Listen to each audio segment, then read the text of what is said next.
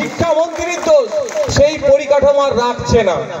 আপনারা দেখেছেন কত স্কুলে সেন্টার বন্ধ হয়েছে, 921টা সম্ভবত স্কুলে মাধ্যমিকের আর সেন্টার হচ্ছে না, অর্থাৎ ছেলে মেয়ে আর পরীক্ষা দিচ্ছে না বলে সেন্টার বন্ধ হয়ে যাচ্ছে।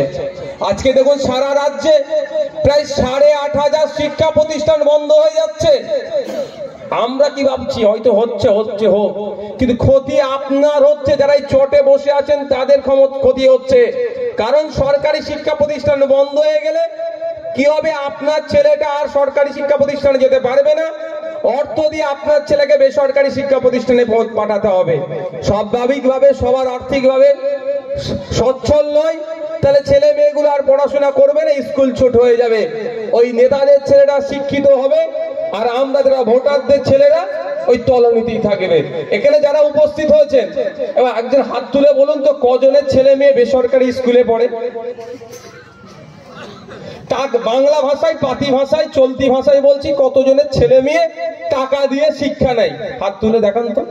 1 জন, 2 জন বেসরকারি স্কুলে পড়ে, 2 জন, 3 জন, 4 জন, 5 জন, 6 জন, 7 জন, এই 7-8 জন।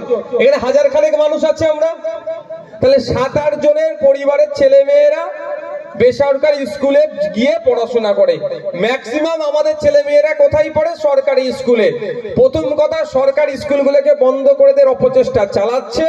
দ্বিতীয় কথা হচ্ছে, যদি বন্ধ করে দেওয়া তারা সাকসেস হয়ে যায়, তাহলে আপনার আমার বাড়ির ছেলে মেয়েরা যারা হাত তোলেনি তাদের ভবিষ্যৎটা কি হবে? কোথায় যাবে তারা? তলনিতে চলে যাবে। মূর্খ হয়ে আমরা থাকবো। আমাদেরকে যত মূর্খ করে রাখতে পারবে নেতাদের তত লাভ। আর এই যে স্কুলগুলো বন্ধ হচ্ছে, 8,500 শিক্ষা প্রতিষ্ঠান বন্ধ করতে চাইছে, কোন এলাকায় হচ্ছে? যেখানে সংখ্যালঘুরা থাকে, যেখানে দরিদ্ররা থাকে, যেখানে আদিবাসীরা থাকে, যেখানে পিছিয়ে বর্গের মানুষেরা থাকে, যেখানে মধ্য সমাজের মানুষেরা বেশি থাকে। খোঁজ নিয়ে দেখুন, সেই সমস্ত শিক্ষা প্রতিষ্ঠানগুলোকে বন্ধ করার অপচেষ্টা চালাচ্ছে এই রাজ্য সরকার। তাই আমাদেরকে ঐক্যবদ্ধ হতে হবে। হরিচাঁদ গুরুচাঁদ ঠাকুরের ফলোয়ার্সদেরকে নিয়ে, হযরত মুহাম্মদ সাল্লাল্লাহু আলাইহি ওয়াসাল্লামকে যারা মাননেওয়ালাকে নিয়ে, বিরসা মুন্ডার উত্তরসারীদেরকে নিয়ে, আপনার গোপীনাথ মাহাতোর, চুনারাম মাহাতোর উত্তরসারীদেরকে নিয়ে একসাথে ঐক্যবদ্ধ হয়ে জাত ধর্ম নির্বিশেষে মানুষকে ঐক্য করে নিয়ে, ঐক্যের সাথে এক জায়গায় নিয়ে রাজ্য সরকার যে শিক্ষা প্রতিষ্ঠান বন্ধ করার অপচেষ্টা চালাচ্ছে তার বিরুদ্ধে রুখে দাঁড়াতে হবে। কোন শিক্ষা প্রতিষ্ঠান বন্ধ করতে দেওয়া যাবে না, এই আওয়াজ তুলতে হবে। কি হবে বলুন তো? না হলে আপনারা দেখতে পাচ্ছেন না, সরকারি স্বাস্থ্য কেন্দ্র আছে, এখানকার ব্লক হসপিটালের নাম কি, কোথায় আছে? ওখানে গেলে ট্রিটমেন্ট পান তো? হ্যাঁ, কোথায় যেতে হয় ওখানে না পেলে? কলকাতায়। তাহলে এখান থেকে কলকাতা যেতে গেলে কত কিলোমিটার লাগছে? গাড়ি যাতায়াতের কতটা ডিস্টেন্স হচ্ছে? গাড়ি ভাড়া থেকে শুরু করে সময়ের সমস্যা হয়ে যাচ্ছে। ঠিক যেভাবে এইগুলোকে কিনে নিতে হচ্ছে, আজকে আমাদেরকে তো স্বাস্থ্য পরিষেবা কিনে নিতে হচ্ছে। আপনার এমার্জেন্সি হয়েছেন, বনগাঁ ব্লক হসপিটালে যাবেন, চিকিৎসা পরিষেবা পাবেন না, হয় বিনামূল্যে যদি চিকিৎসা পরিষেবা নিতে হয় আপনাকে কলকাতায় ছুটতে হচ্ছে। আর আপনার যদি এমার্জেন্সি হয়ে যায়, গাঁটের টাকা খরচ করে বেসরকারি হসপিটাল থেকে স্বাস্থ্য পরিষেবা নিতে হচ্ছে। এর বিরোধিতা আমরা করছি।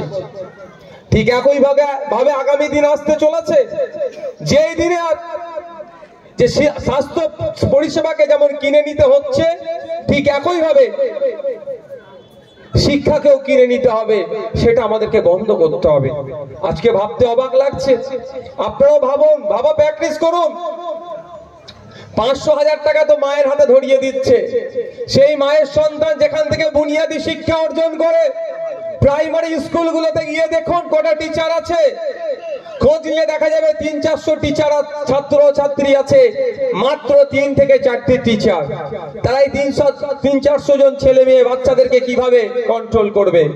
যে তালা খুলছে, সেই ঘন্টা দিচ্ছে, সেই প্রেজেন্ট করছে, সেই ক্লাস নিচ্ছে, আবার সেই মিড ডে মিলের মাস্টার রোলকে সেই আবার দায়িত্ব নিয়ে নোডাল টিচারের ভূমিকা পালন করছে।